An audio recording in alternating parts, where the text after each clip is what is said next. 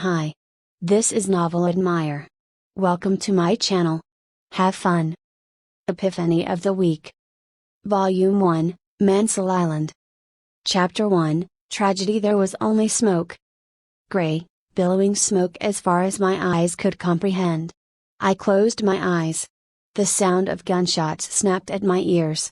It continued to echo throughout the area, and after a few moments, dreadful silence took me in its embrace. It was cold, and since I didn't have my scarf, I couldn't help but shiver every now and then. I cast a glance at my left leg. "It hurts," I muttered. The pain didn't shot up like before. It had dissipated into a mere lingering sensation. My tattered dress was completely soaked in blood, and I grimaced. All of a sudden, the smoke brushed over my face and a strong gale cleared a path for me. I shook my head as my mind tried to comprehend the new scenery. My heart stopped for a moment. The area was filled with rubble, where bodies were lying around, dead. A few of them even had missing limbs. I felt nervous. No, it was something else. It couldn't be fear nor anger. However, the urge to cry welled up inside me. I started to sob when an image of my parents popped up inside my head. "Don't leave me," I muttered absently. "Daddy. Mommy. Where did you go?" I started to look around me with no goal in mind. What am I doing? I thought at some point.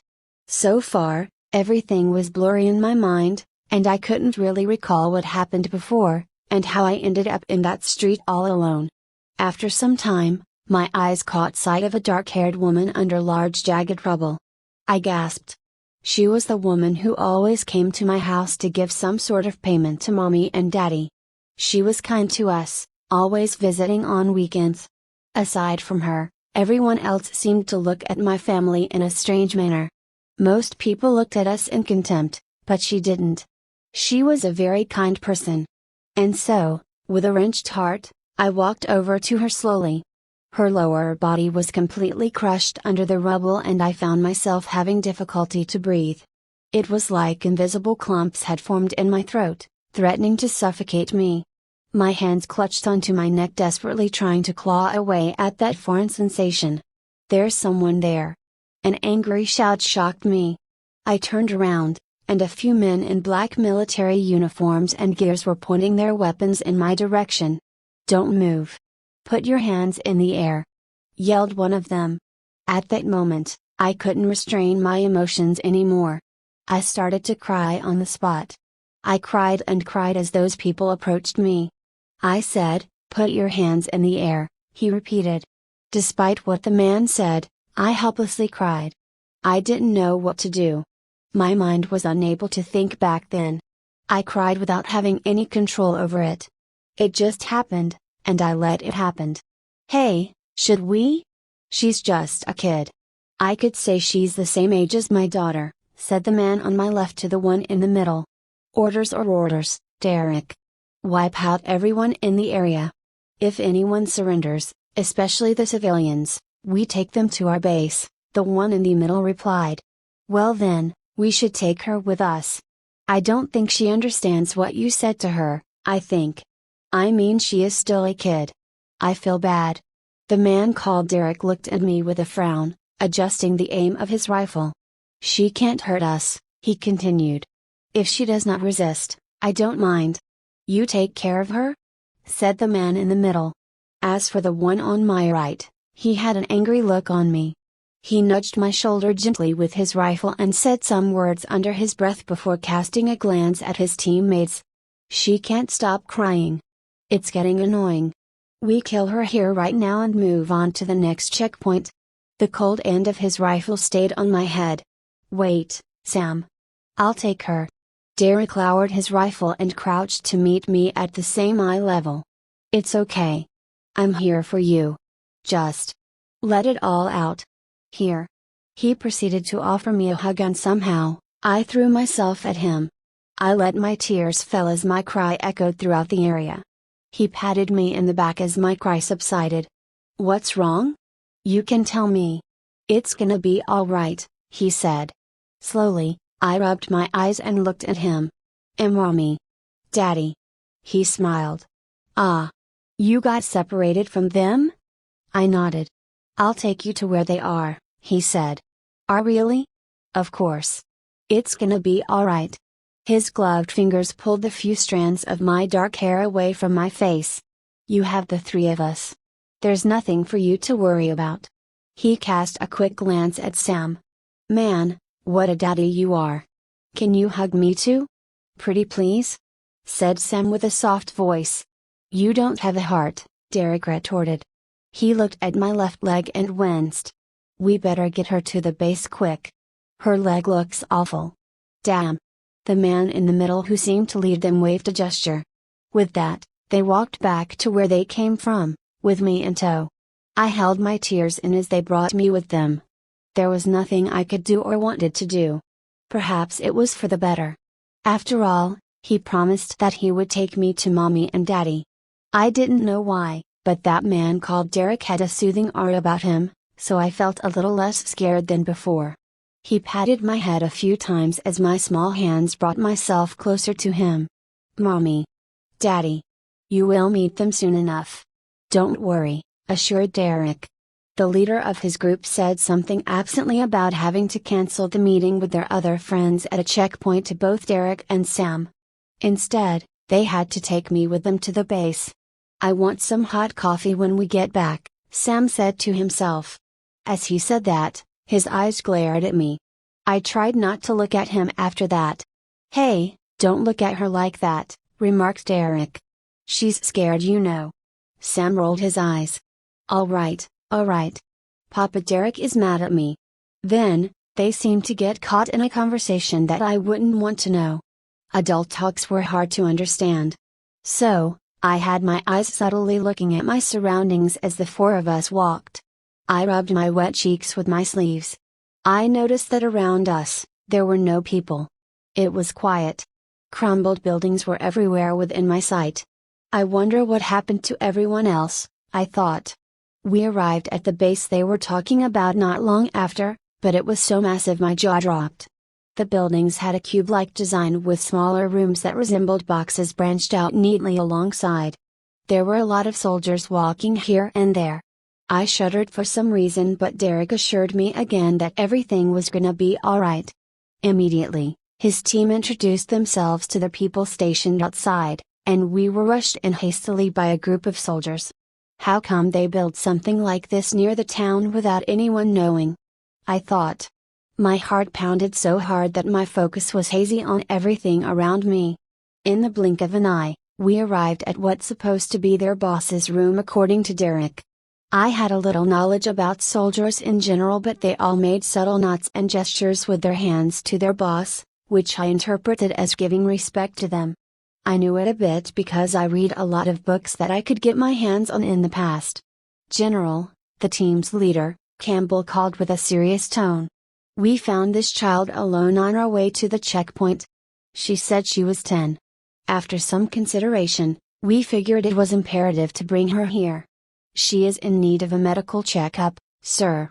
He pointed at me and gestured to come to stand in front of him. The stern face of the general was scary enough for my body to shiver on its own. I was afraid. There was no one I knew in that room. They all stared at me blankly and I tried to avoid eye contact with them. My breath became heavier as the silence went on. The general looked at me up and down before settling on my legs. She seems to have been treated, Sergeant. We cleaned her wounds and covered her leg in bandages on our way here, sir, Campbell stated. I see. Further inspection and treatment of her wound are necessary given how bad her leg is. I'm surprised she can even move it. Does she not feel any pain, at all? It appears to be that way, sir. Perhaps the sensory receptors around that left leg of hers did not function anymore, Campbell said. I see. The general heaved a sigh. Robert. A few gunshots were heard and I fell down hard onto the floor. My vision went blurry in an instant. I heard voices, though all I heard was mumbles, traces of words. She could. A spy has taken necessary danger. At that moment, I realized. If my parents were dead, then I didn't wish to be alone there. I wanted to be with them. They must be dead, I thought.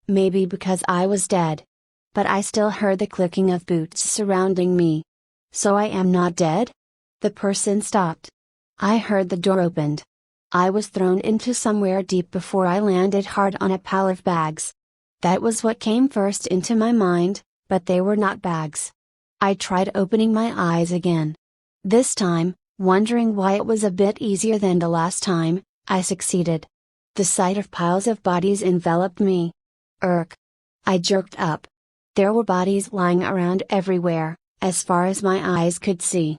No, no, no, no, no, no! I shook my head vigorously and covered my face. It was horrid. I didn't want to see it. I found myself gasping for air, but as I took in more of it, I coughed. My nose felt like it was burning and I rubbed it hastily. I felt sick. It was hard to get rid of that strong smell in the air. And before I could restrain myself, I vomited all the contents in my stomach. It was excruciatingly awful. The air smelled like meat, but it was stronger, with a mix of cheese and a disturbingly sweet stench. I tried to cover my nose with my white dress, but it didn't help much. I noticed that my left leg didn't hurt anymore. Curious, I struggled to open the bandages and found nothing. No wounds whatsoever left on my leg. There was only cold, dried blood grasping it. I blinked. What is happening? I stood there for quite some time, having all kinds of thoughts about how and why it was the way it had been. But then, the awful smell brought me back to reality. Mommy! Daddy! Where are you? Why did you leave me here? I cried, but my eyes refused to shed tears. My chest hurt so much. I dropped to my knees and slowly, I hugged myself. It hit me at last, that I was truly alone in that place. No one was there to help me. There were no mommy or daddy or grandpa. My friends were not there either. I didn't understand anything that happened so far. Those soldiers came out of nowhere, and after that, everyone started to disappear bit by bit. They left me. I sobbed. Maybe they will come to me if I wait. I suggest you start moving, said a faint, monotone voice. I got up quickly and turned around, but there was no sign of another person talking. The place was a bit dark, and the only area that was visible to me were those bodies. I scratched my head and found out that it was wet. Eek! It was a dried patch of blood. But I remembered being attacked somewhat by those soldiers. When that happened back then, I fell down to the floor from something.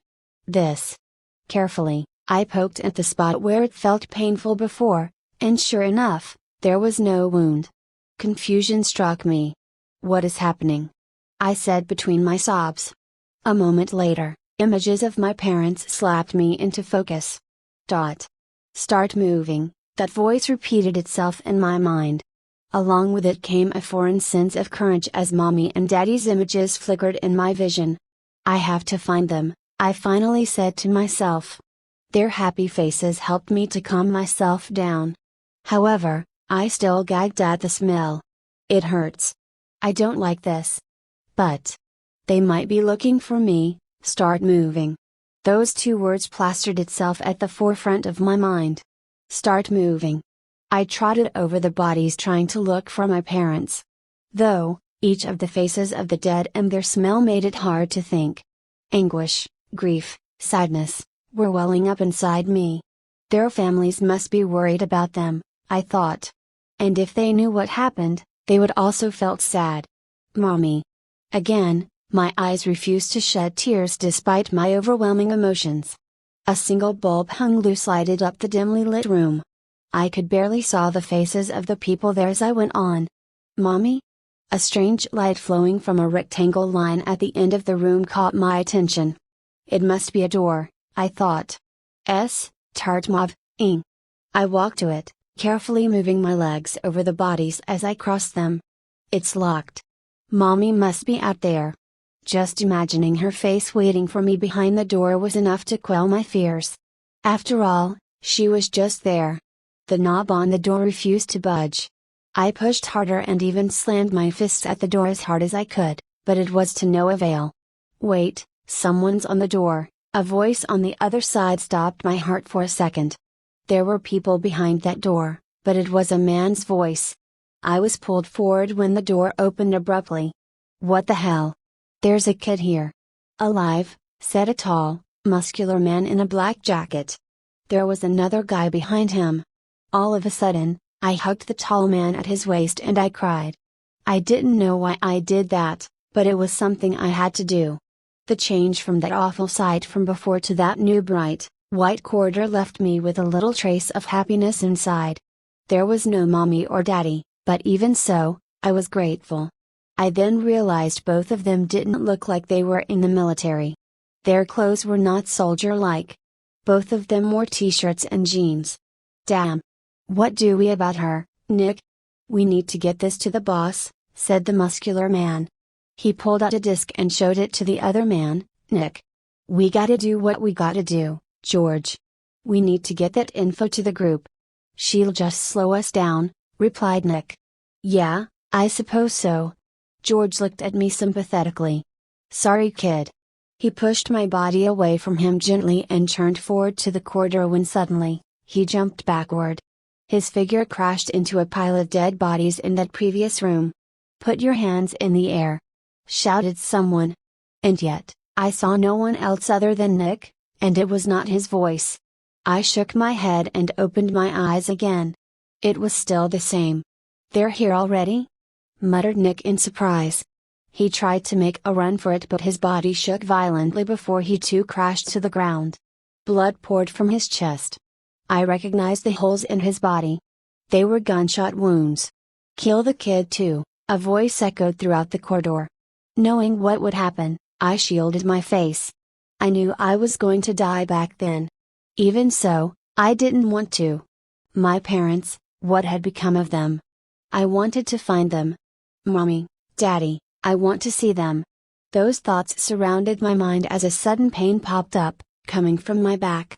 Suddenly, a red object sprouted out of nowhere, and a moment later, the corridor was filled with red color as if they were blood. 3 to 4 soldiers were caught in that mess, where objects that looked like large, red shrapnel had pierced their bodies. They didn't move one bit. From how I saw it, there were spikes sprouting forth from the soldiers. And the spikes appeared to be connected to my back. I was breathing heavily as I took in the scenery.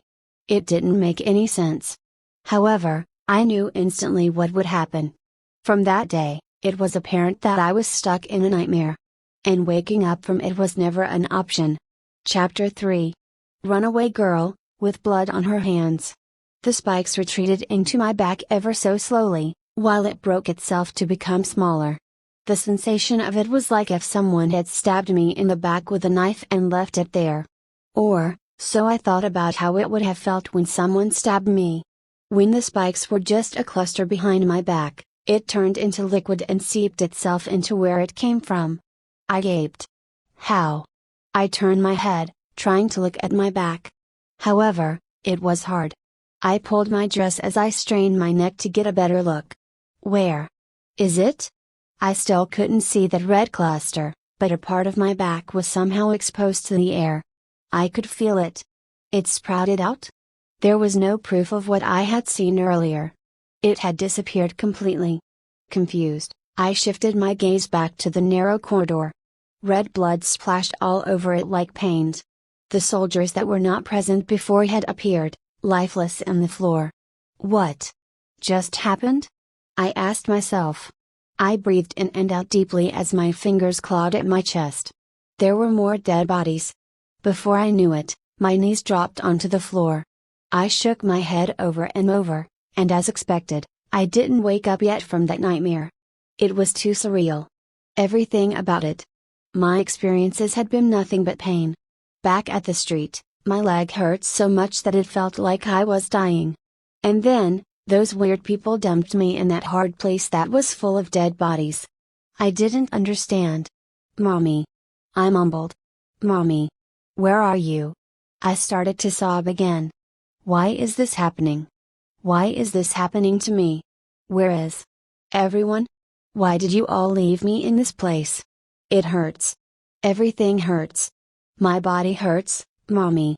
I don't like it. Someone save me. Pull yourself together. I imagine Daddy said something along that line. He always cheered me up when I was down. More often than not, he was there by my side if I ever needed any help. But, at that corridor, there was no Daddy. I looked at the man, George, that was lying among the dead bodies behind me. The disc that he held previously gleamed in the dark room. It was still in his hand. I remembered he talked about the disc with some sort of urgency. I didn't know why myself, but I proceeded to pick the disc and slid it into my side pocket. Somehow, my heart told me to do so. The alarm broke loose. The already red corridor became more of its new color when the alarms above me flashed out red lights. "Intruder spotted," said a monotone voice at the far end of the corridor. I assumed it came from the speakers-like object attached to the ceiling. A group of resistance made contact with Squad 11 at the rear entrance, it continued. "Reinforcements needed. All armed personnel. Proceed to the area." The inhuman voice cried the orders, repeating itself over and over. "Are they going to get me?" I questioned myself. The place I was at didn't seem to be a rear entrance. Mommy said before that I should be calm at all times so that everything will turn out fine. I practiced it quite a lot, but it was when Mommy was watching me. Still, she must be watching over me from somewhere else. I knew that she would come to rescue me, but I also have to move. Start moving. These words kept repeating itself in my mind and I grabbed hold of it. I can get out of here. Maybe Mommy and Daddy are somewhere out there, I mumbled. I looked back one last time at the dead bodies, gulped, and ran along the straight corridor. A few sliding glass doors opened itself for me and after that, I turned into a corner. I wasn't sure where I should be going. It all appeared the same: glass doors, long white corridors, and a few soldiers in black ran past me at one time. When I hid behind a corner, a few more soldiers ran past me. Maybe they were going to the exit. It had to be that way. "Calm yourself, Ava," echoed Mommy's voice. "Calm down." "Yes, Mommy," I replied. After confirming there were no more soldiers in that corridor, I took the path where the previous soldiers had taken. Click. Boots clicked harder and harder onto the cement. I turned around and saw about 5 soldiers clad in black popped from behind a corner. They were armed with rifles. "An outsider?" questioned one of them. A sudden urge to defend myself welled up. It was like a natural instinct that had been inside me for a long time.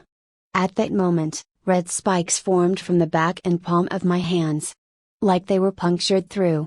My hands directed it toward the soldiers without me wanting to.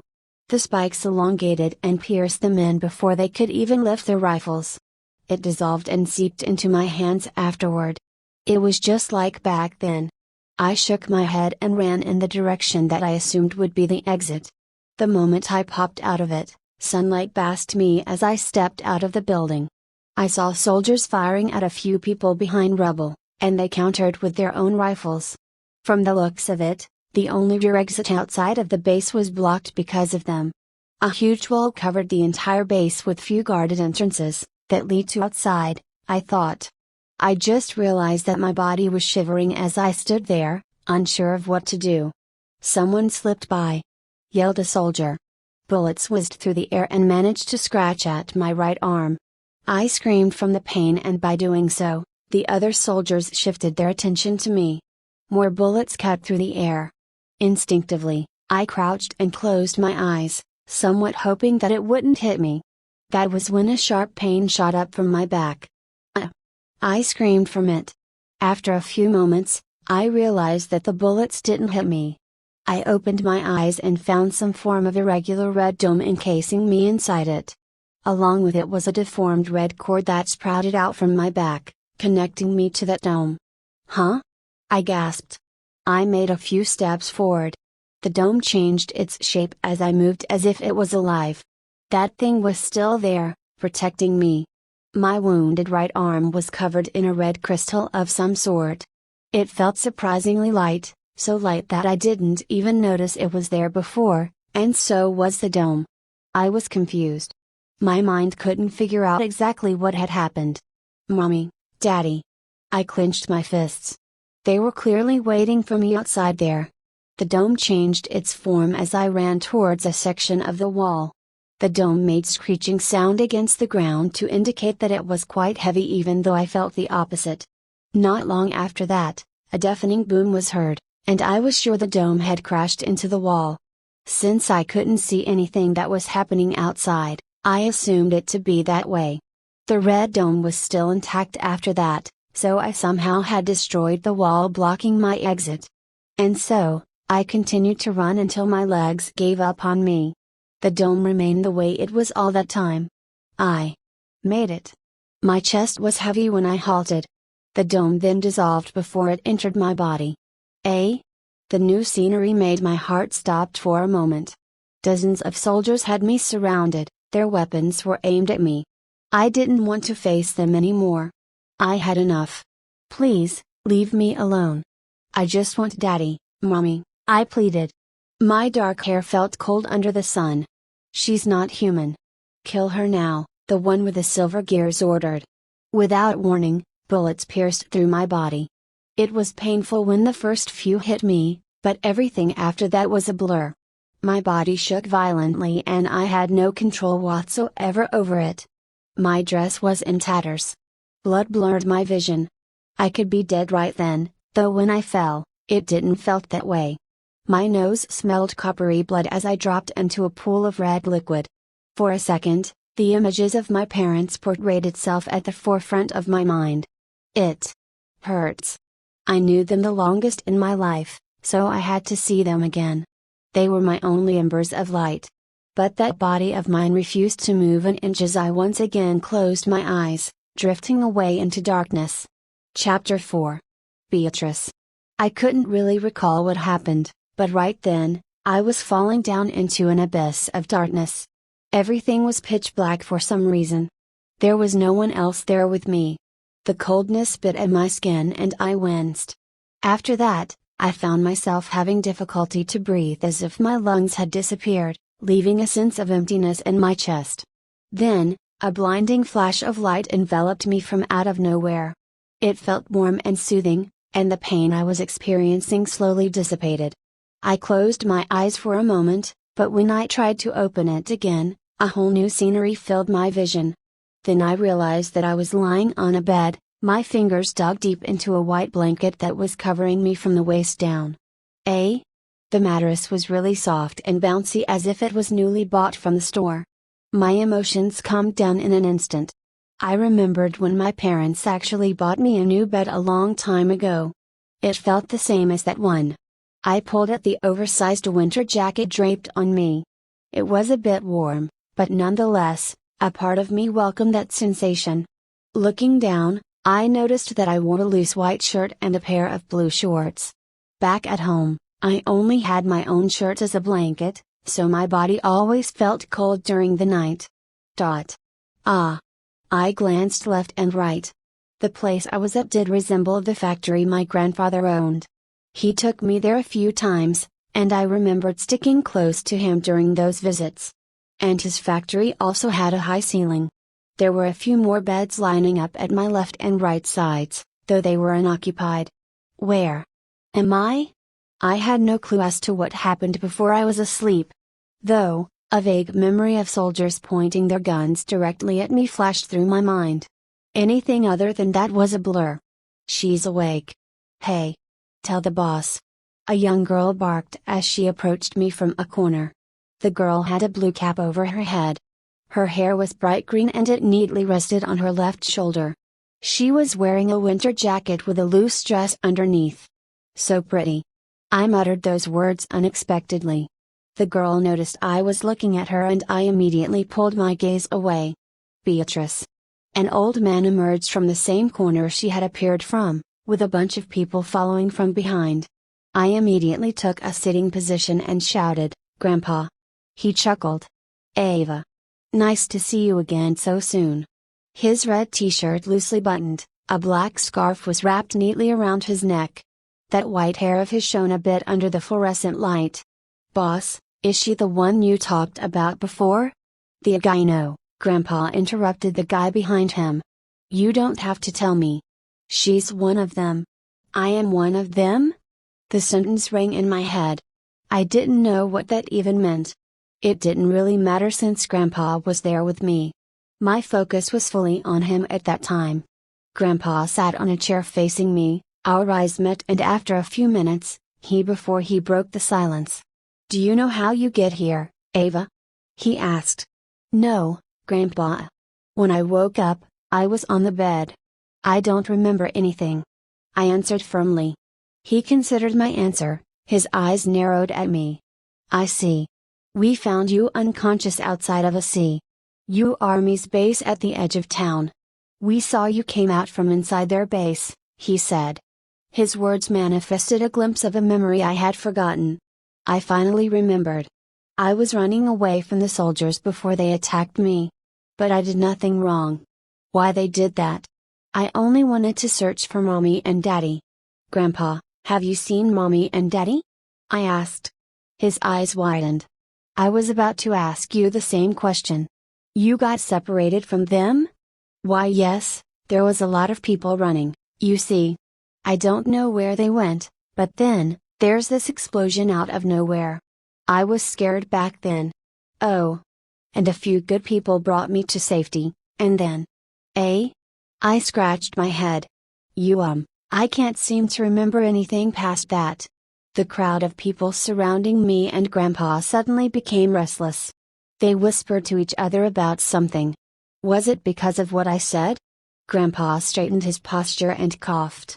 "A few people took you to safety?" "If you can't remember, I suppose we can leave it at that." "Oh, Grandpa has sent out some people out there in hope of finding any survivors. The Army's attack has calmed down, and I believe we only have a few days left." Survivors. Army.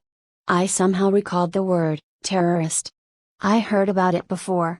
These people would attack and destroy homes, eventually occupying the place.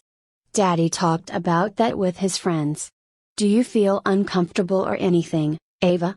Beatrice here had cleaned you up when you're asleep, so if there's anything you need, ask her for it." Grandpa pointed towards the girl with the cap.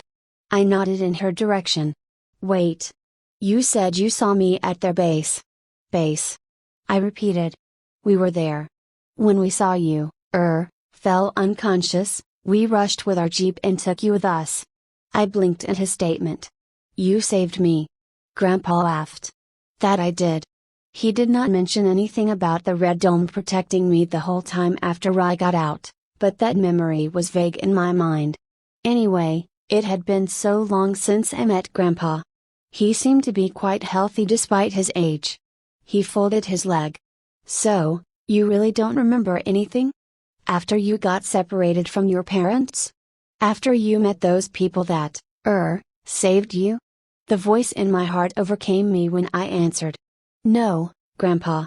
The red spikes that came out from my body were something that popped up in my mind.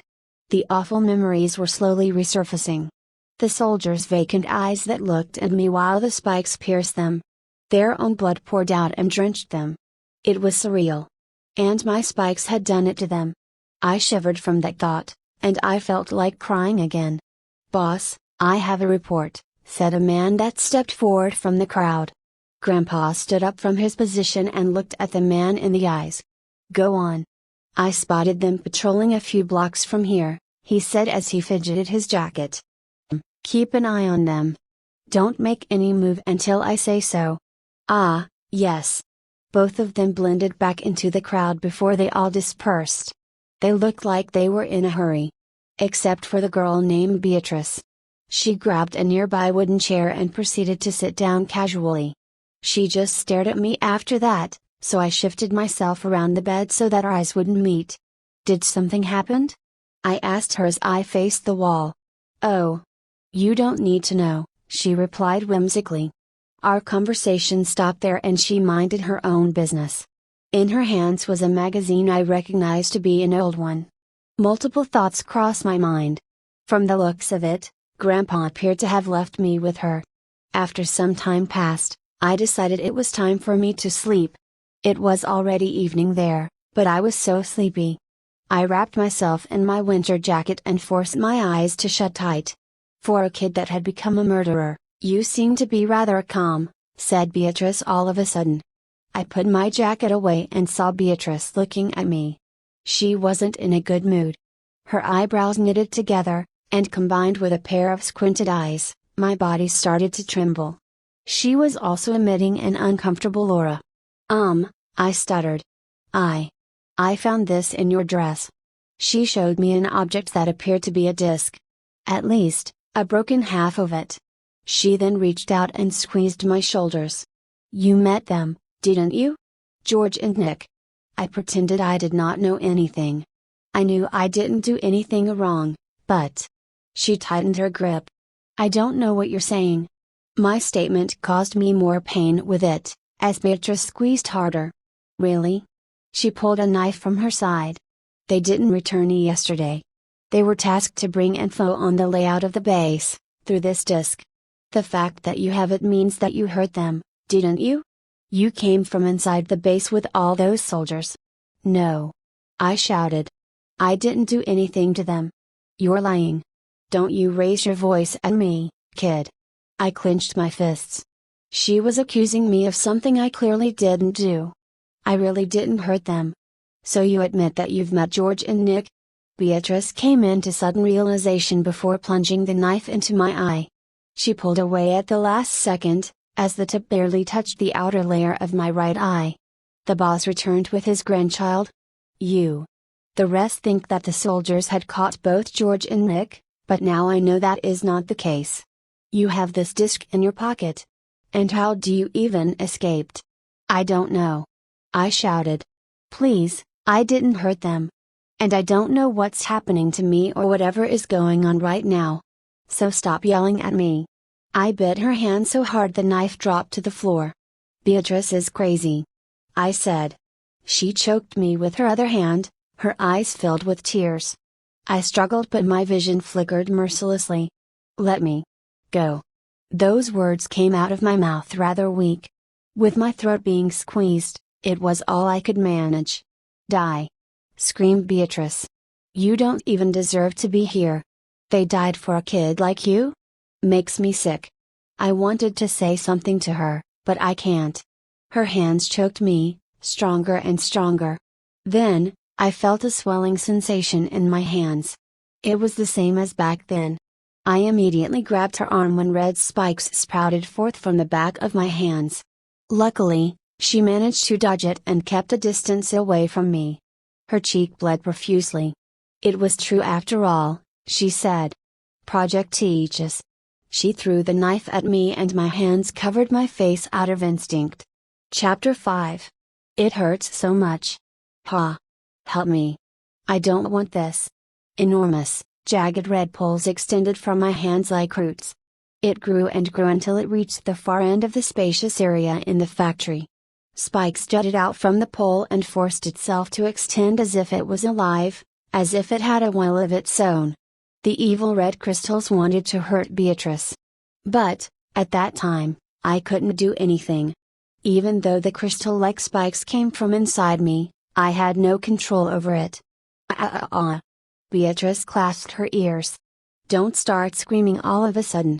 In just a few dozen seconds, the whole place was almost filled with gleaming red, with misshapen roots clawing at the walls everywhere. Beatrice took a few steps back, her eyes were wide open. After a moment, she gritted her teeth and glared at me. "Hey! Cut it out. You're destroying the place." She picked up her broken knife and lunged at me without warning. Eyes filled with anger, hatred, rage, and loathing, she thrust her knife forward. "I can't. Please, help me." She aimed her knife at my head in a swift motion. "Oh, I will help you all right." A red spike from my shoulder coiled in the knife's direction, and once it made contact, the knife shattered into pieces. Beatrice's hand twitched from it, perhaps due to the resulting force. Beatrice then pulled a second knife from under her jacket and managed to make a gash on my forehead. As if responding to my pain, a number of red spikes sprouted from my arms and launched itself towards Beatrice without delay. She avoided it and took a few steps away from me. Trickles of blood formed uneven streaks on her left arm as she gritted her teeth. I'm sorry. I did not mean to hurt her. It was not my fault. The evil thing inside of me did it by itself and I had no control over it whatsoever.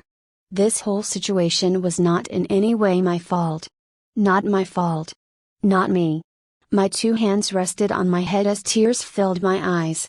It's not my fault. Please, save me from this nightmare. Beatrice made a face like she wanted to hurt me so much. I floundered on the spot. Whatever goal or aim I had before was buried at the back of my mind. In a sense, I couldn't think of anything. I'm sorry. I'm sorry. I'm sorry. Memories of the soldiers that I'd killed gave me a headache. It was as if a wreath of fire wrapped and tightened itself around my forehead. My eyes almost bulged from the pain. Stop. It was me. I'm sorry. I'm sorry. My tears fell as I kept muttering to myself. However, it did not bother me as I kept apologizing under my breath. I'm sorry. Mommy. Daddy. All I wanted was to be with them again, to see their faces, and live our lives as we had always been every day. I didn't hate anyone ever in my life, never to a point where I wanted to hurt them. Those things that came out of me, I never wished for it. It hurt people and killed them in cold blood. Your existence put us all in danger. To me, the moment boss brought you in here, you are dead in my eyes, said Beatrice. She was right behind me, but a large spike sprouted from my back in time to block her attack. After which, the spike went after her but she easily dodged it. Seeing that she had a chance, Beatrice relentlessly tried to get at me as her knife slowly chipped at the spikes that were desperately protecting my back.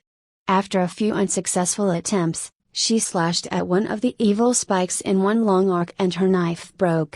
She didn't let such a thing get to her and avoided the other spikes without a problem. This thing's tough as hell, she said. Her good arm pulled her body to safety in one quick spin, away from one of my spikes. Stop. I don't want to hurt you. She would have hurt herself if she continued. Even so, she didn't waver. The girl ducked when a spike darted at her, split into two, twisting in a circular motion. It did not hit her, but it was apparent she was having a hard time. I turned around to face her directly, and she used that slight opening to her advantage as she threw a nearby empty cardboard box at me. Instinctively, I held my hands up to protect my face, but the box was shredded into pieces by my spikes. Swiftly, Beatrice's figure filled my vision, with her broken knife aiming for my neck. Eek! A long spike swung towards the knife and it was flung out of her grasp. A moment afterward, Beatrice's countenance twisted into horror and trepidation when spikes from every direction cornered her.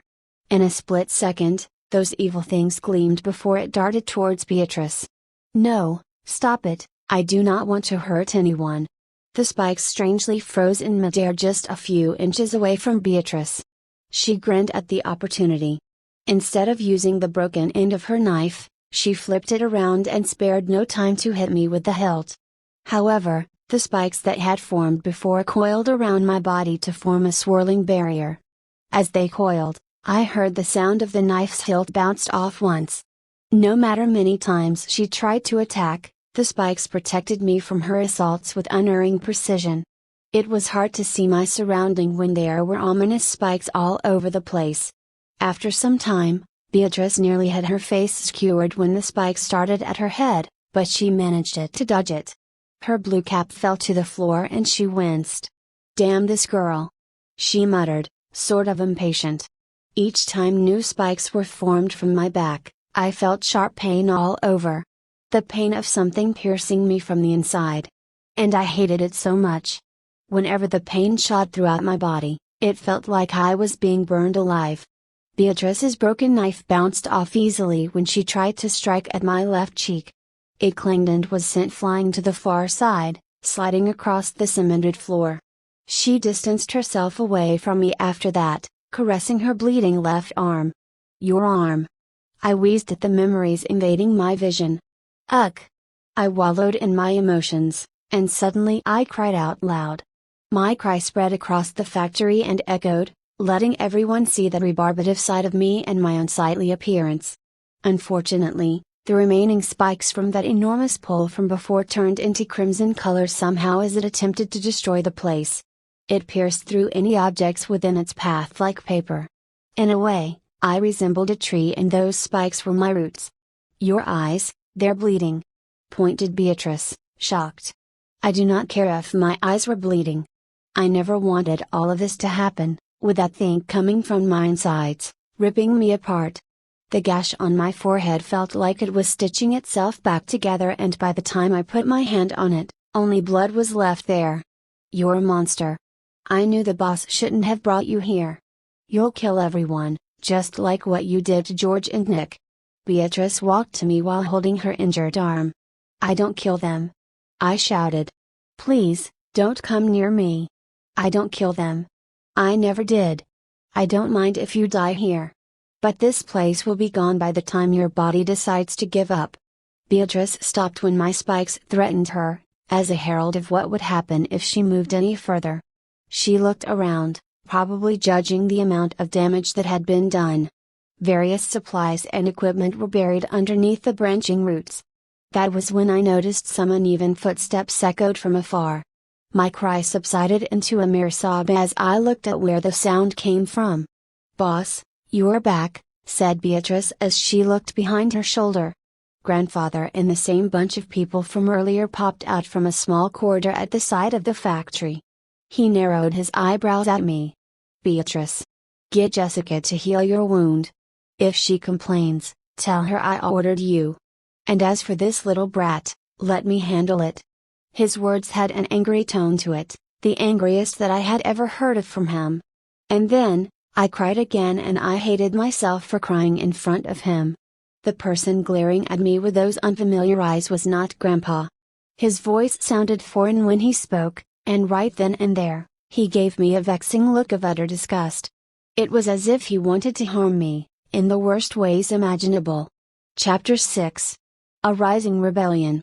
Project Teaches. The moment I saw you emerge from inside that dome, I knew we just have to get you. Grandpa took a step towards me and sighed. It seems that if I wanted to use you, it would take more effort than I had initially thought. Who would have imagined their secret weapon would fall into our lap like this? The surrounding people whispered to each other, unsure of Grandfather's decision in telling me all of that. They know what I was. But they hid it from me. I don't want to be here anymore, I said softly. He wanted to use me for his own personal gain. Anger welled up inside me and I welcomed it. I wiped the tears from my face and glared at him. My spikes stopped moving suddenly and it crumbled, where pieces of it fell down to the floor. Too bad we're holding you here for now. You have no choice really, my dear Ava. Grandfather rummaged inside a bag that he was carrying that whole time and aimed a bulky, golden gun at me. This gun has enough firepower to penetrate the armor of a tank with one shot. You know what that means, eh? My apologies, Ava, but since you can't control that weapon inside you, I'm afraid I have to finish you off here and now.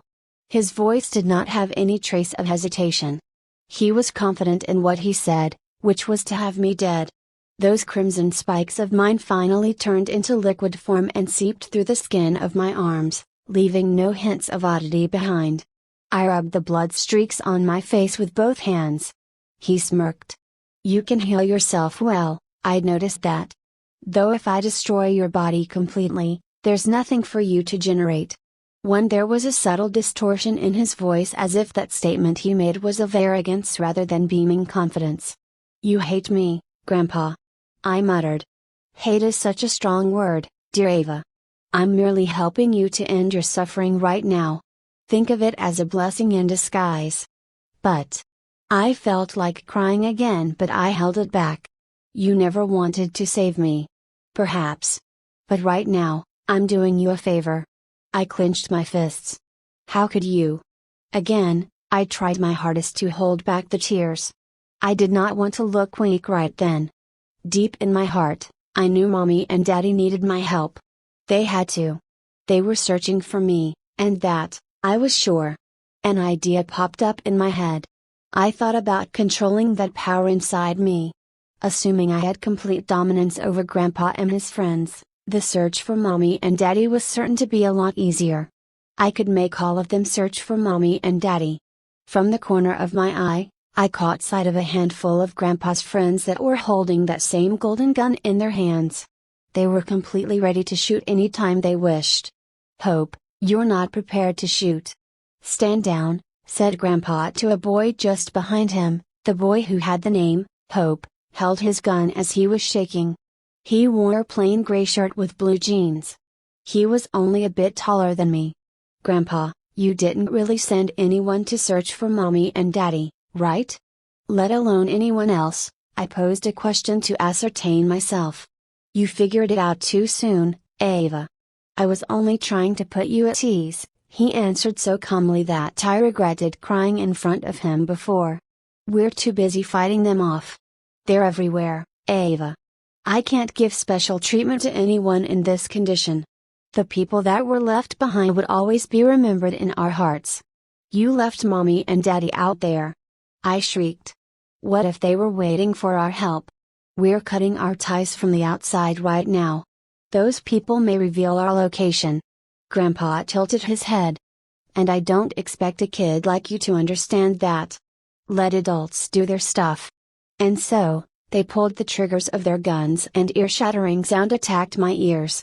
Irk. I wished for something. An object that could protect me from Grandpa. A shield that could protect me from those weapons.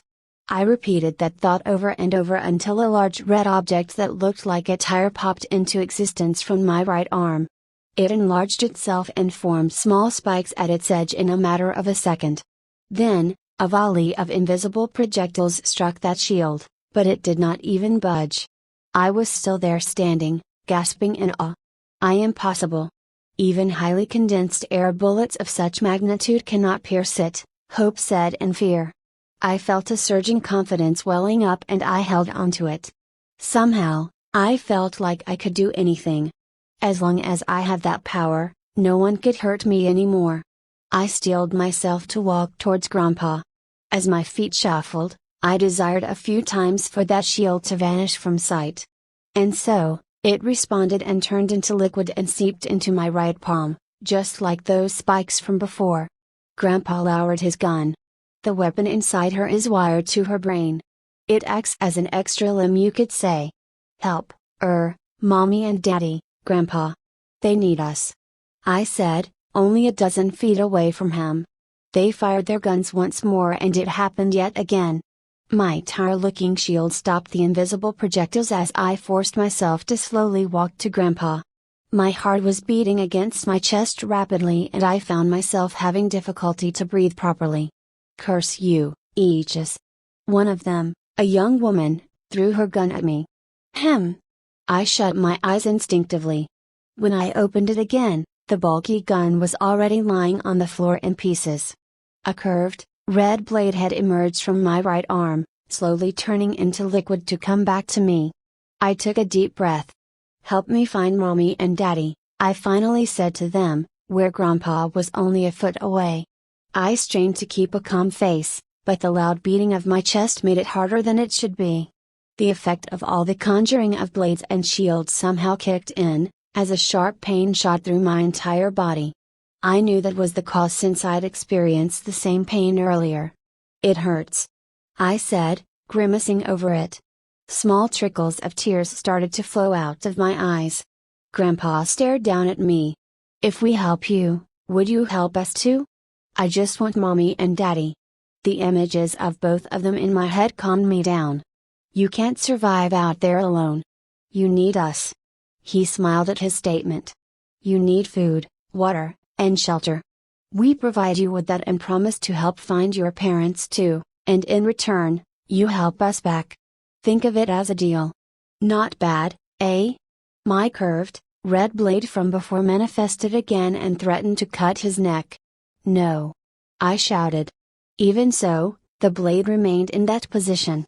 It appeared to me that it wouldn't move any further, so I relied on that. All of you will help me," I said with a shaky voice. The same young woman who lost her gun approached me. "Don't get cocky, kid." Grandpa waved her away and she bitterly stepped back. "Okay.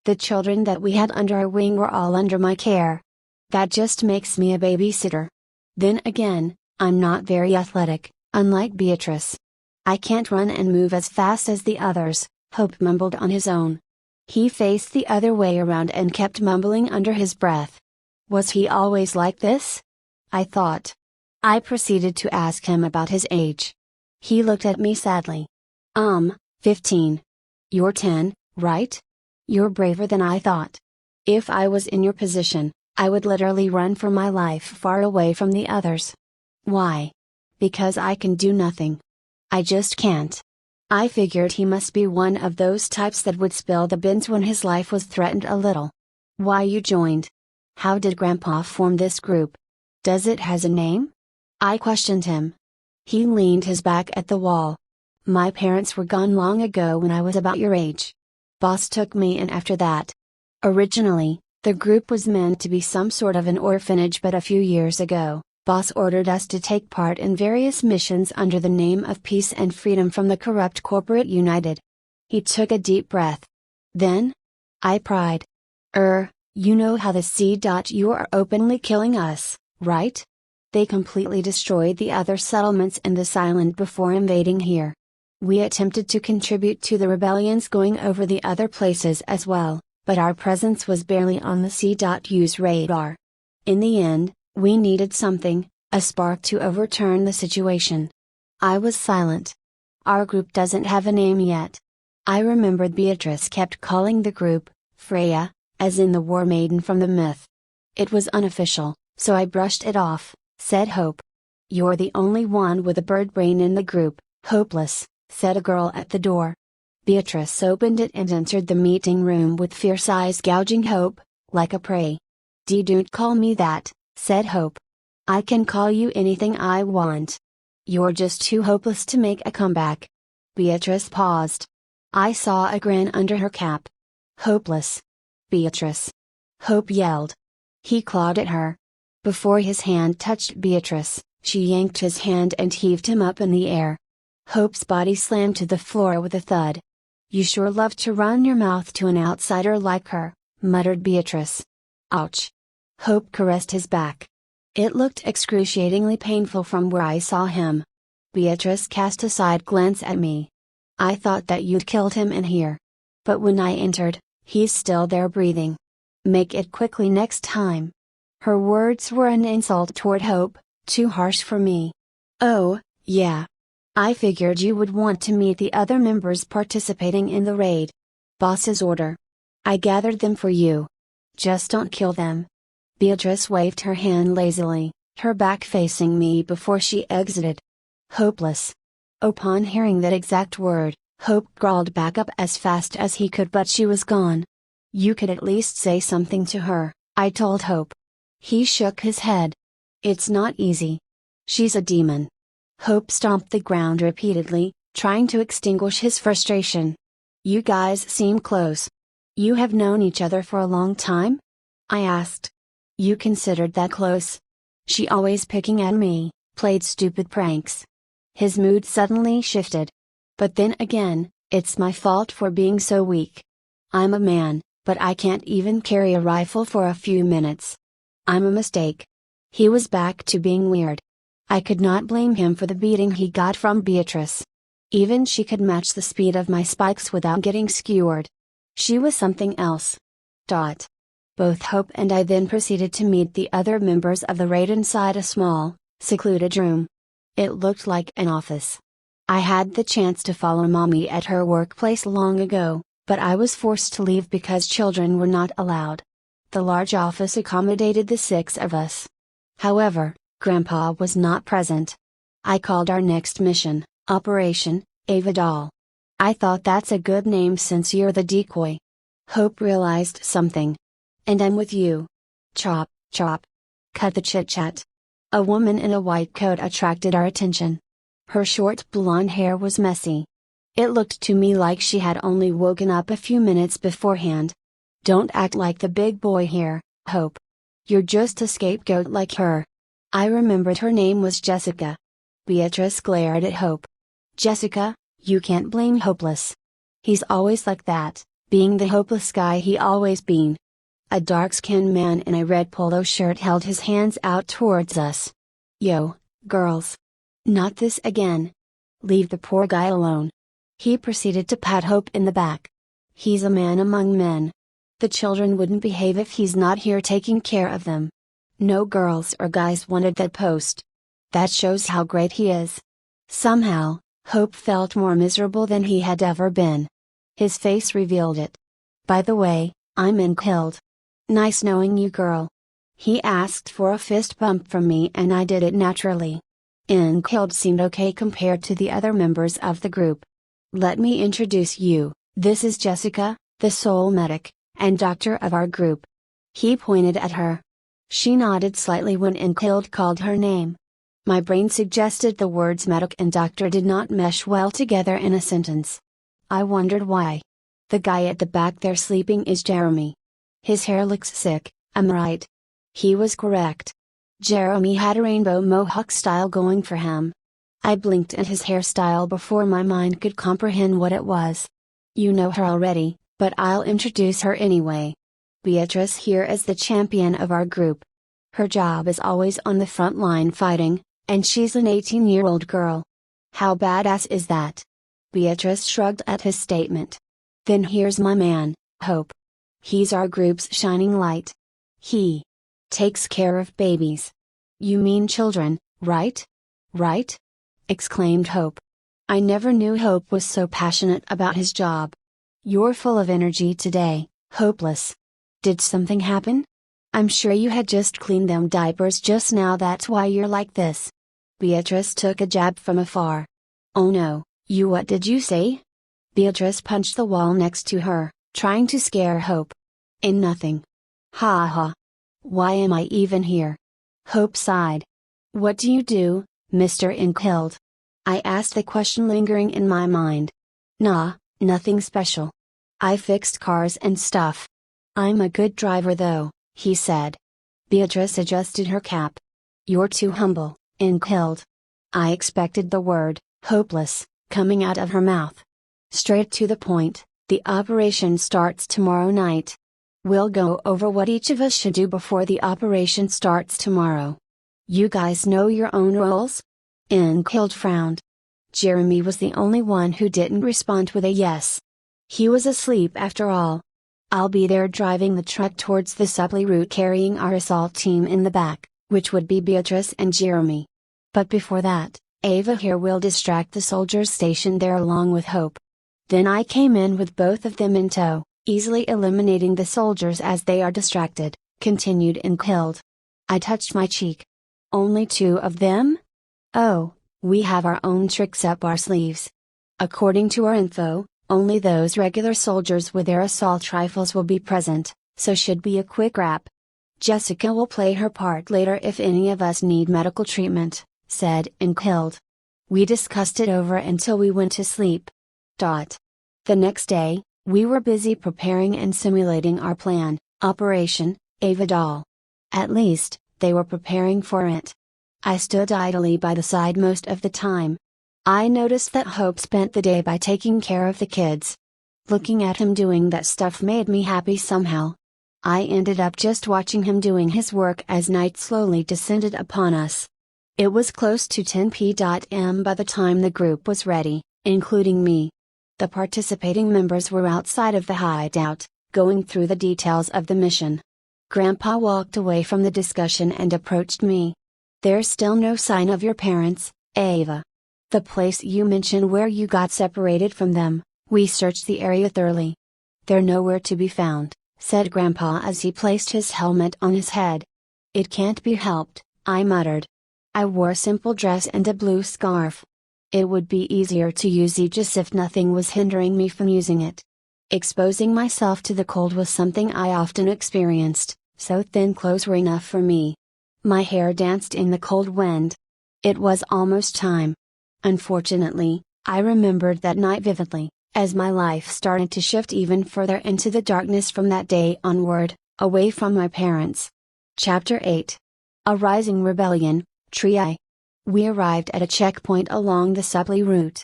Two small buildings made from some form of strong metal served as makeshift barracks for the soldiers. According to Grandpa, security was lax that night. It was a golden opportunity for us. Supply vehicles were checked by the soldiers. Two soldier sentries scanned the area, but Hope and I were at a safe distance. A turret on top of the makeshift barracks swerved at one angle. Grandpa gave the green light using Hope's phone and we began the mission. We jumped from the roof of a building we were at, about 200 meters away from the checkpoint. An edged red gauntlet on my arm extended itself. With it, I pulled ourselves towards the roof on the next building by shortening the length of the gauntlet. Hope was clinging at my arm as we landed. "Sorry, Ava. I must be too heavy," said Hope. The misshapen gauntlet swiveled back inside me in liquid form. The gauntlet supported us perfectly. It pulled our weights with it, so I didn't feel anything. "How that red thing gets so heavy, though? You said it was light. But Inkhild can't even lift it," said Hope. "I don't know. Even I have no idea how the Aegis works as a whole." That was true.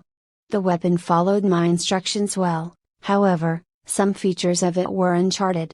My regeneration ability was one of it. "I'll take care of the turrets," proposed Hope. "But you'll die." "It can shoot you," I said. "Yeah, probably." Hope shivered when a cold wind blew at us. I directed two narrow spikes, each targeting the turrets on the buildings. It elongated and pierced through the turrets like bread. "The turrets!" shouted someone from below. "I'll use the stairs." Hope went to the inside of our current building and marched downstairs. I leapt forward, forming a huge red, deformed crystal ball that encased my whole body. It fell onto the streets and cracked the road. The red cord at my back connecting me to the ball, acting as an anchor. It kept me safely attached to it. "I'll just wait until Beatrice arrives," I mumbled. The crystal was too dark for me to see anything, so I waited there patiently. The soldiers shot at the ball with their rifles and the bullets were deflected effortlessly. I'm a good decoy, I thought. The situation remained the same for about 5 minutes. I counted the time passed in my head. "Arg!" shrieked the soldiers. Someone had attacked them. The red ball dissolved and returned into my body as I quickly tried to grasp my surrounding. The soldiers were unconscious but no one there other than them. "Beatrice?" I called. Suddenly, the space around me distorted and two figures appeared from nothingness. They were Jeremy and Beatrice, wearing the pale gray invisible suits. It was a recently developed technology used by the military and mass-produced specifically for the corporate United. The suits were called Teria and they allowed their wearers to become invisible for a limited amount of time. It was part of the plan. These suits sure come in handy. "I'm glad we stole them the other day," Beatrice spoke to Jeremy. He ignored her completely and launched an attack inside the barracks, alone. "So stoic," mumbled Beatrice. You did it, Ava." Hope appeared from behind me as he breathed heavily. "You sure took your time, Hopeless." Beatrice wasted no time insulting Hope. "Are we done here?" I said impatiently. "Yeah, we're done, Ava," announced Hope. "That wasn't too bad when you think about it, right?" Beatrice hit him with her rifle and he winced. "Don't you dare trigger the flag, Hopeless. I'm sure your character is the one to die first if it happens after this." It looked to me like Hope was in great pain. That was to be expected, I suppose. "Where's Mr. Inkhild?" I asked Beatrice. "He's in the left barrack you see there. Boss ordered him to as an assurance. He's wearing the invisible suit area by the way." Right after she said that I heard screams and wails from inside the barrack. It was certainly the soldier's voice, probably from Inkhild's doing. I noticed Beatrice was wearing her plain blue cap as always. "You always bring your cap with you," I remarked. Beatrice turned to me. "Oh, this? I got it from someone." "Hey, that's Beatrice," hit Hope again before he could finish his sentence. "You're being too hard on him," I said to her. "He's hopeless. I have to shape him up. A man wouldn't let an ordinary girl hit him." In my opinion, Beatrice was not an ordinary girl on that matter.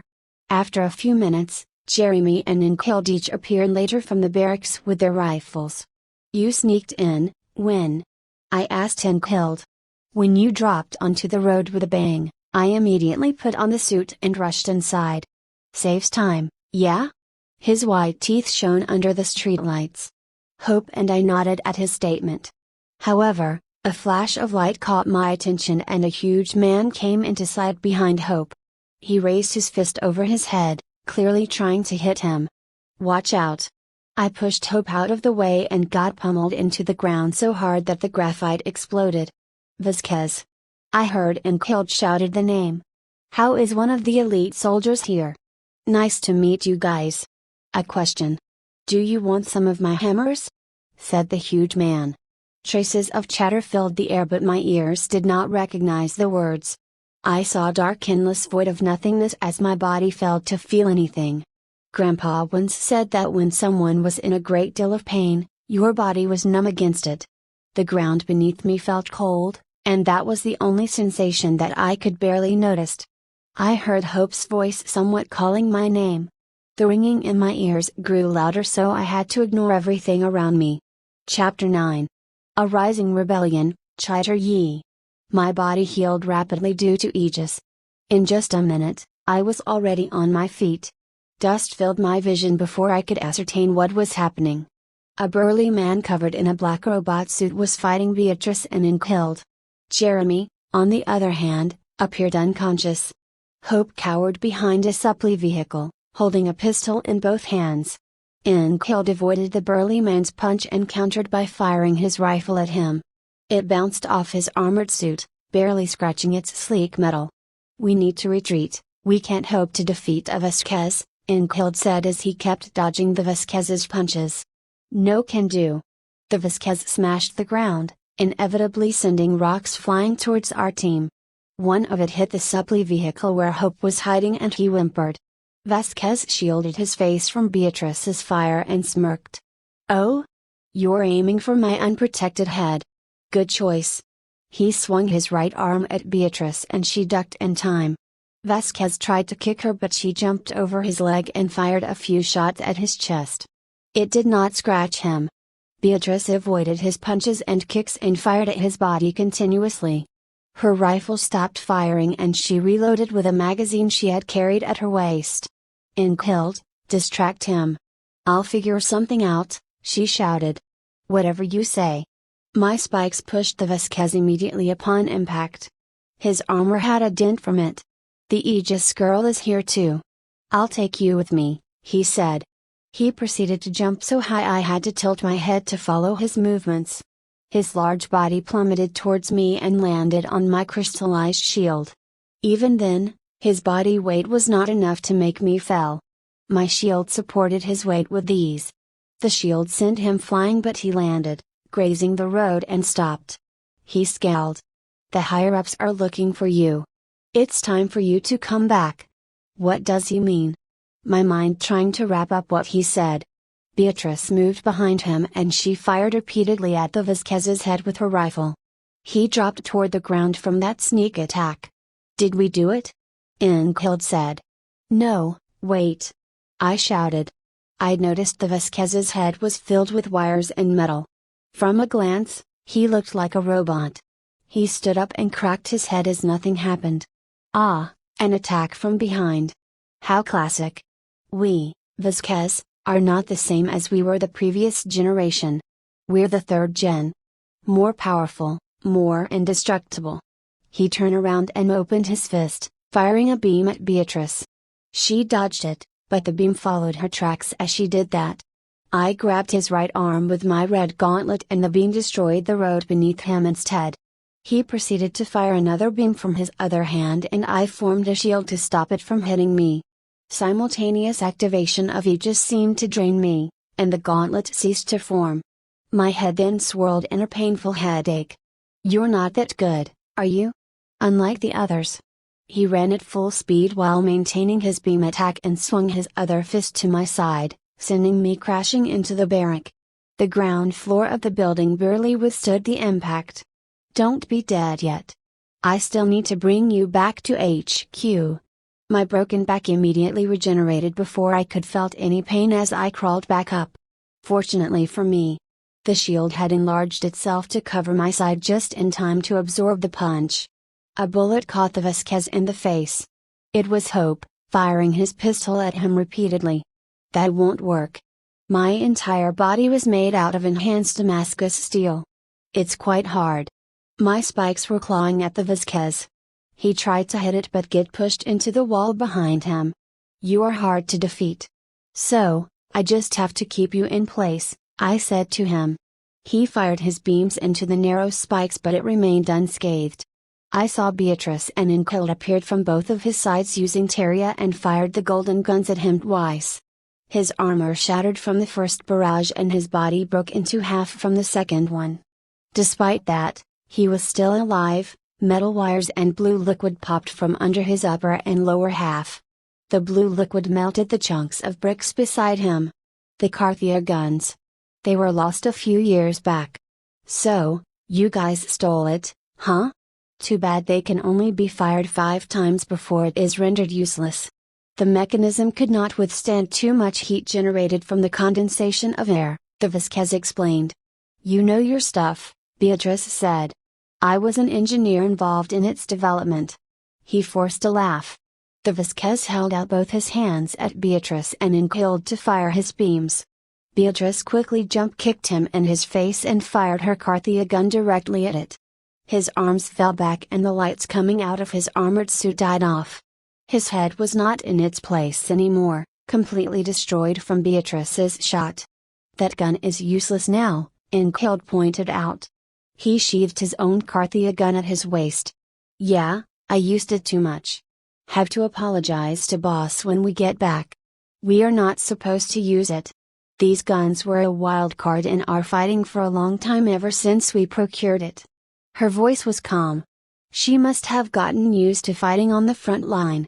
I wondered how much experience she had until then fighting. I wanted to stop Beatrice before to ask Vasquez about them but it was the least of my concern right then. Hope emerged from hiding and Beatrice went out of her way to kick his stomach.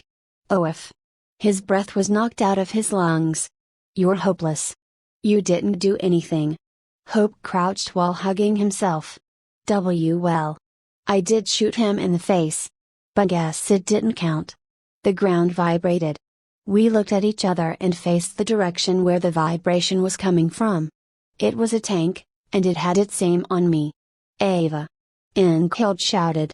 A large projectile went at me and the area shook from the impact. Chapter 10. A Rising Rebellion, Pyont. My shield protected me completely from the projectile as I stood my ground. Slowly, I took a peek behind my shield to see what the tank was up to. It didn't do anything. I could only assume it was reloading its weapon. Beatrice and Jeremy were both unconscious. Meanwhile, Hope and Inkild went to take cover behind the barracks. Putting the shield away, I immediately formed a long, sharp blade from my right arm. I'd imagined an exceedingly sharp edge beforehand. It was the first time I had seen a tank up close, and the size of it was enough to make me doubt myself. Can I do it? I thought. The tank switched its aim to Hope and Inkild. Sensing danger would befall them, I cut the muzzle of the tank's cannon from afar. Then, a screeching sound was heard when the tank ruptured and exploded into flames. It was Grandpa, appearing from our truck 4 buildings behind me. A golden Carthia gun gleamed in his hands. Seeing that the tank was destroyed, Hope and Inkild walked out of hiding. I thought I didn't need to come out to the battlefield like this. It's been too long. I'm old, said Grandfather. I noticed Jeremy was scratching his head as he struggled to stand up. As for Beatrice, it didn't look like she would be waking up anytime soon. The sound of metal breaking apart caught my attention. I gulped. A metal hand emerged from the tank and flailed wildly after it had gotten out. In an instant, my brain recognized it as a Vasquez unit. Another one? Oh, no, we need to run, right now! Cried Inkild. The new Vasquez leapt out of the tank and crushed our truck under his feet with ease. He then smirked at us. That was like 400 meters from here. They have evolved so much, muttered Inkild. He scrambled for his rifle and readied its aim at the Vasquez. "How about Jessica? She's in the truck, right?" I asked Grandpa nervously. "No, she's back at our hideout. It looks like my hunch was right. It's too dangerous for her to be here." With Beatrice down, we were one short of people to fight. Vasquez units were not to be taken lightly, and I knew better than to face those guys head on. After I had experienced fighting one of them firsthand, I came to that conclusion. Ah, the sergeant was right. You guys do raid this checkpoint after all. The Vasquez laughed maniacally. He kicked the scraps of the flattened truck to the side and stomped his foot onto the road repeatedly. "Come at me. I'll crush your heads like watermelons. Except I will be savoring the taste of blood instead." "We fight?" Hope is having second thoughts. Yes we are," replied Inkild. Without saying a word, Jeremy dashed towards the Vasquez with a rifle in both hands. He used one of the Vasquez's leg to leap upward and kicked his face. Seeing an opportunity, he fired the rifle, exposing the interior of his metal face until it ran out of bullets. "Why, you!" He recklessly released beams after beams at Jeremy, but he dodged it with no difficulty. To me, he was the exact definition of wind considering the way he moved around.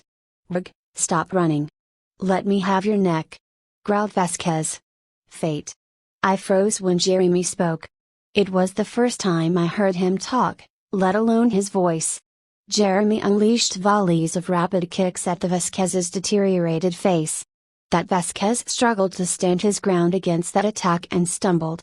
Jeremy then punched right through his head with such force that it blew off his neck.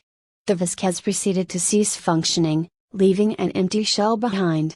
Wait, if he can take down one so easily, then how was he unconscious just now? Said my inner voice. I gave Grandpa a look and he understood. Jeremy had his limbs replaced with metal ones, which are made of custom titanium. He requested such surgeries. Oh, and Vasquez are built of mostly metal, except they have human brains inside their heads. To give it a bit more personality, I suppose? Huh? I said. Well, Jeremy was defeated when we fought the first Vasquez only due to him letting his guard down. If he's serious, he can take down a couple of them, said Inkild. So he's stronger than Beatrice? I asked. You could say they're about the same. Inkild rubbed his hand. It's just that Beatrice, as a full-fledged human being, he's on top. But if we include Jeremy, she comes second place. You said they're the same, I remarked. Did I? Nah, no women in our group can compete with Beatrice, and among men, Jeremy's the man. I understood his reasoning. He could have worded it better though. About Beatrice herself, said Hope. He was dragging her along the pavement. From the looks of it, he seemed to have a hard time. She's heavy. He paused for a moment. Don't tell her I said that. I ran to Hope and got a better overview of Beatrice's condition. She did not have any wound aside from scratches. She looks alright, I said. You think? Rick, what did she eat? I was sure Hope himself was the one who needed to gain and consume more food. His thin figure supported my assumption. Hope put her inside the back of a supply vehicle. Inkild had suggested using it to get back to the hideout fast. I looked at the flattened truck and grimaced, remembering the previous battle. If I had not pulled out a shield, he would have crushed me. I would have met the same fate as that truck itself. Jeremy yanked a large, blue spherical object from inside the Vasquez's chest that he'd defeated. What's that? I asked Jeremy. He put the sphere inside a leather bag. A core. Vasquez's source of power, answered Inkild.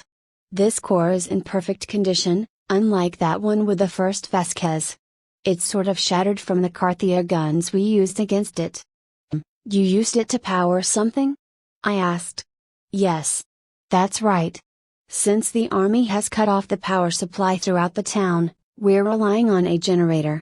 A single core could help us a lot for a month or so. Cores are used to power up lots of high-tech and advanced weapons and equipment. We're lucky to have one here. Oh. Okay. I learned plenty of stuff ever since I joined the group. In fact, I sometimes relished the feeling of learning something new. It made me happy. We were about to enter the supply vehicle when Grandpa called for me. The both of us were outside while the others waited inside. "Yes, Grandpa?" I asked. "You did a good job.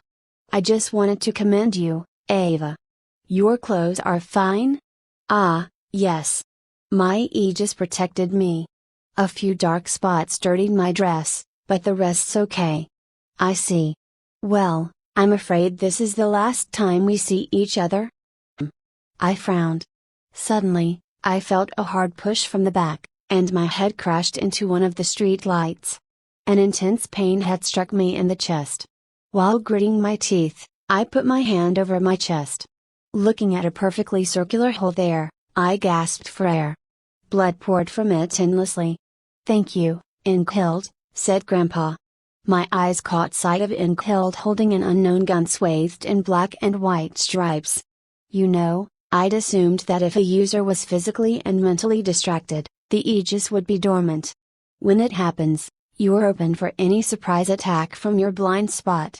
After all, the weapon is connected to your brain, and it responds to any external stimuli." Grandpa watched over me with an evil grin. In my mind, he looked like the devil himself, even though I hadn't seen one. His impression was that of a villain in one of my storybooks that I have read. His cold eyes were void of emotions except for the lust of seeing weak people succumb to despair. "If you yourself are not aware, then the aegis would also be unaware of what's to come," he said. My throat felt parched. I kept taking in as much air as I could, but that dry sensation inside it did not go away. Ominous chill hugged at my body, while intense heat took over my chest. "Why?" My voice came out hoarse. I forced myself to talk, but the pain prevented me from doing so. The hole in my chest didn't appear to repair itself. No matter what kind and how bad my wounds were, it all healed without fail. Somehow, that didn't happen. The wound from Inkhild's shot at my chest did not recover as it should. It left a hollow sensation behind, which brought me great discomfort. Convinced that my regeneration ability was not active, I immediately clogged the hole with red crystals produced from its surrounding flesh. Jagged edges scraped at my insides, as the wound finally closed and sealed off. Blood was still pouring from it, albeit a bit lesser in volume. "Without a heart, you can't survive. I'm actually surprised that you're still breathing. I guess your regeneration is barely keeping you alive at the moment." "Interesting," said Grandpa as he approached me. "The aegis itself acts as a temporary, secondary heart, I suppose. It pumps your own blood throughout the body for you." I saw Hope running towards him from behind with a pistol in hand, but Grandpa pulled out a gun and shot him in the shoulder. He yelped and fell, screaming in pain. Grandpa clicked his tongue. "You're still useful, Hope, so I'm keeping you alive for now. I know you don't have the nerve to shoot someone that saved your life." He then glared at me. "Your wound won't heal. The gun that Inkhild used to shoot you is a plasma radiant gun. An old piece of technology, but it did its job." He crouched and grabbed the back of my head in one hand. "When one of the bullets hit you, the plasma stored inside it will burst out and open a huge wound at its target. That plasma will be continuously circulating around your wound, destroying nearby tissues endlessly, preventing any unexpected recovery." Swiftly, he pulled at my hair and yanked me up forcefully. When our eyes met at the same eye level, he paused. "What do you think, Ava? The way you are now, I'm not sure if it's even worth it talking to you." Tears left my eyes, realizing that his betrayal broke my heart. His words stabbed me harder than when I'd activated my aegis. It was hard to accept at that time, but trust was not something to be relied on when you were at war. Chapter 11. A Rising Rebellion, Final. The existence of an aegis user is dangerous. Getting rid of you was the choice that all of us had agreed. Grandpa let go of my hair and moved over to Hope. "This guy is an exception. He was scared of you, and yet he went against us during that discussion. Hope's the only one in the group willing to do such a thing. Don't you think he's contradicting himself?" continued Grandpa. Hope gritted his teeth and glared at Grandpa. I had never seen Hope so angry before. I felt a tug at my chest. My wound was healing. I retracted the makeshift clog of crystal I'd applied into my flesh immediately, and the wound healed. I wasn't sure how much time had passed when Inkhild shot me, but it didn't pass the 2-minute mark. Perhaps the plasma couldn't withstand my regeneration completely and was overwhelmed by it. If I had not sealed the wound, it could have been worse. Grandpa had not noticed my condition yet as he was focused on Hope. I was scared of her. But, I envied her bravery. I understood her pain of losing her parents, and the desperation of looking for them, not knowing whether they are alive or not, Hope said. He got on his feet and Grandpa kicked him back to the ground. His gray t-shirt was smeared in blood, and without me noticing, I'd hold on to my breath. His blue eyes were still glaring at Grandpa. "Jeremy, we're bringing Hope with us. Put him in the back," shouted Grandpa. He was open for me to attack. Swiftly, I sent one narrow spike from my right palm towards him.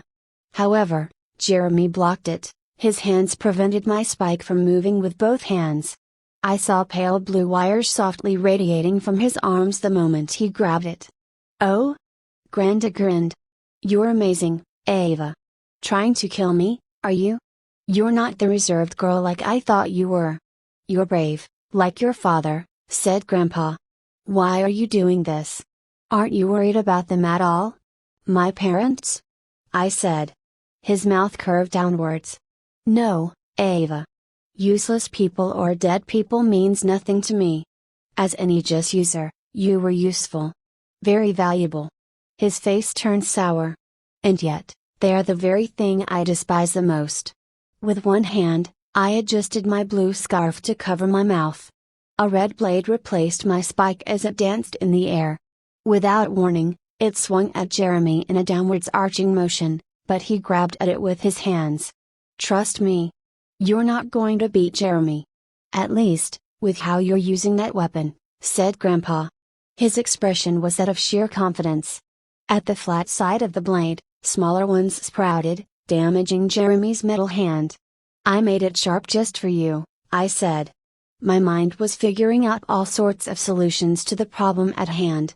I realized if I desired the Aegis to be the sharpest blade it could be, even the strongest metal was no match for it. Why I didn't think of this earlier. I thought it would be very useful against the previous Vasquez, but that idea came into my mind too little too late. I swung the blade a few times at Grandpa and Jeremy, and they dodged it easily. When both of them were a few meters away from Hope, I charged towards that boy and covered us with a large, crystal-like dome appearing from my back. "Are you trying to protect Hope?" "Ha!" Grandpa's voice could barely be heard from the inside of the dome. "Is it bad?" I asked Hope, my eyes were on his wound. "Ugh, no it hurts, but the bullet went through clean." He coughed. "I just need to bandage it." "Yeah. I'm okay." The blood poured out as time passed. Clearly, he had lost a good amount of it. "Maybe." I cut a long piece of fabric from my blue scarf with my blade and handed it to him. "Thanks." He carefully bandaged his wound and struggled to stand up. He stopped suddenly and frowned at me. "Ava, why are you crying?" "Eh?" I touched my cheek. Indeed, it was wet from the streaks of tears pouring out of my eyes. A strange feeling hit me when I was there with Hope. I felt the urge to tell him everything. My hands tugged at Hope's shirt and he came closer. I lowered my head for some reason, refusing to meet his stare. "I don't know, Hope. People died because of me. And I hurt a lot of them too. Their faces just keep popping inside my head. This must be what a killer feels all the time." "Ava," said Hope. "And Grandpa hurt me. I never intended to harm him in any way. I don't want to lose him either." "He shot at you without hesitation," said Hope. His voice was soft as if he sympathized my condition. I was angry at him. I hated him so much after that. But somehow, I can't seem to have the courage to hurt him. When I swung my blade at him, my body directed the blade the other way around purposely. I rubbed my cheeks hastily, trying to get rid of the tears I didn't want him to see. Hope was silent. He proceeded to pat me in the back and smiled. "You're one brave girl, do you know that? I don't know how many times I've said that already. For me, if that aegis weapon or whatever is inside me, I would have killed myself. Or tried to. I don't know if it's appropriate to tell someone your age that kind of thing. Basically, the weapon would make me feel lonely. People feel fear when they don't know something, whether your aegis will lash out at them at any time. Everyone is tested with the different circumstances in their lives, Ava." I nodded slowly. I wouldn't even think about killing myself. Just being able to possess a weapon this powerful maybe boasts my confidence a bit too much. It feels great as if I can do anything my heart desires. But right now, I'm not so sure anymore. Maybe I'm just being naive. I'm only a 10-year-old girl after all. I chuckled, but it lasted for a moment. My heart was wrenched by all the things that I'd been through. If Mommy and Daddy were there, I could have endured it and faced anything in my path with a straight face. I don't know if it's a curse or a blessing to have this weapon inside me, to begin with, I said. "I'll help you," suggested Hope. "What do you mean?" "I'll help you find out how you even have this power. Of course, finding your parents is something that I wanted to do from the start. Not trying to brag here, but I'm the only one who thinks that way back in the hideout." Hope. For some reason, I cried right then and there. After the few days that I'd been separated from my parents, everyone treated me with unfairness and contempt. They hurt me, and I killed them. No one loved me, and I thought I'd accepted that fact. But that feeling was fake. It was just to assure myself everything would be fine. I didn't know that having hope there was capable of my emotions to pour on like that. Perhaps I was waiting for someone to say those exact words for a long time. "Ava, I promise you, about everything that I said. I mean, boss just shot me. Ha, there's no way I'm going back to that group." Hope patted my head in a weird way. My only guess was that it was the first time he had done something like that. It was strange, but his hand felt warm, just like when my mother used to do the same thing. My long, straggly dark hair shuffled slightly under his right palm. After he stopped, I realized I was not crying anymore. "Hey! Come out, come out!" Grandpa's voice echoed from outside my dome. However, something was different. The dome was crimson in color instead of its usual red. I heard someone kicking and hitting the dome. Despite that, it remained in its place proudly, refusing to budge. "What if we run?" I told Hope. He nodded. The piece of blue scarf that he used to wrap around his shoulder began to show blemishes of dark red. I took a deep breath. I was glad my aegis was capable to heal wounds, to begin with, even though I did not know how it was done. "Yeah. I think that's the only way to go about this," concluded Hope. I got rid of my tears using my dress's sleeve and desired the dome guarding us to disappear. It dissolved and seeped into my back in liquid form. Grandpa and Jeremy were waiting for us when they came into view. Inghild stood beside the glossy, black supply vehicle with the same plasma radiant gun he used to shoot me. With only a thought in mind, red, slender blades from my back swirled around me and Hope. We ran in the direction heading towards the town's center, away from the people that betrayed my trust. They were shooting at me but the blades deflected it perfectly. We took a turn to the right when we arrived at the plaza. I seized the blades back into me and looked over my shoulder. They were not chasing us. We kept running before we took shelter in an abandoned brick house. Its walls were pale white both outside and in. The wooden door creaked when we entered. Inside of it, the furniture and belongings left were untouched. They appeared to be in a great state before I took a glance at the kitchen. The utensils were all over the cement, and the cupboards that I thought were supposed to be screwed into the wall were on the floor. It was shattered into different pieces. Other than that, the whole house was fine. "We can stay here for the night. There's still about 7 more hours before dawn," said Hope, looking at a green, round clock hanging on the wall. I was sitting on a single bed, contemplating whether it was appropriate to sleep on someone's bed without asking the owner's permission. "Maybe this bed belongs to the son or daughter," I said under my breath. Hope frowned at me. He had opened a cupboard in the bedroom. It's a daughter, all right. And these clothes looked like they would fit you well. I mean, if you don't mind oversized clothes. He closed the cupboard. You should sleep, Ava. I'll be tonight's lookout. Don't worry, I'll wake you up if the army or the group shows up. With just that, he left the bedroom. I put down my tattered blue scarf on a small table at the side of the bed. The hole in my thin dress made me uncomfortable, so I changed into a plain, pink dress from inside the cupboard. I was only borrowing. I'll give it back after this, I thought. I'm not sleepy. I was convincing myself, but it was no good. Maybe I'll just lie down for a bit. I looked at the white ceiling. The family just loved the color white if they had painted their whole house with just that one color. The bed was soft. Too soft for my liking. The bed I had at home was a bit stiffer. I turned to one side and looked at the scarf. Mommy. Daddy. I was reminiscing when Hope said all those things to me. It was the only happy memory in a while that I could play over and over in my head without having to feel bad. It was nice. Unknowingly, I grinned a couple of times. For the time being, maybe Hope can be my parent before I find Mommy and Daddy back. I thought. Thinking about him becoming one actually allowed me to relax. The memories of dead soldiers and people were shoved back into the far side of my head. I could only saw Mommy and Daddy in my mind right then. I closed my eyes and the darkness embraced me in the cold night. There was no dream the whole time I was sleeping. It was indeed a good night's rest. Chapter 12. Survivors. I can't believe the boss shot me. But I pointed my gun at him back then. I intended to shoot him. Ugh. Hope was mumbling to himself. We had our breakfast in the dining area. We found a few loaves of edible bread wrapped in plastic among the shattered pieces of a wooden cupboard and some herbs and spices that I did not know their names. The dining table was cleared off before we dined in. I ate a slice of bread slowly, savoring the taste of it. My tongue was used to the feel of potatoes that it felt foreign to have another different type of food in my mouth. I wore an oversized black jacket and also, an oversized pink dress under it. My dark hair was tied into a braid.